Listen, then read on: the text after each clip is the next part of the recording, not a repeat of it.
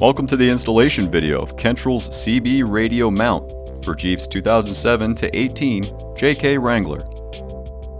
Step 1. Remove or pull back your vehicle's Freedom Top or soft cover to grant you access to the windshield frame cover. Gently and evenly pull down on the cover to release the body clips, revealing the footman loop. Step 2.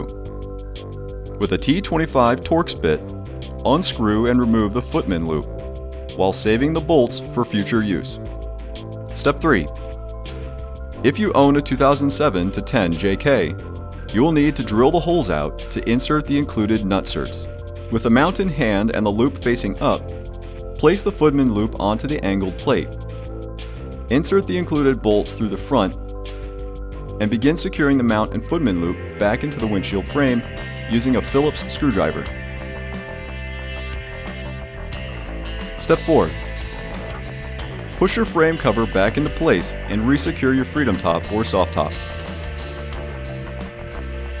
Finally, install your radio of choice according to the manufacturer's instructions. Enjoy your new Kentrol CB radio mount.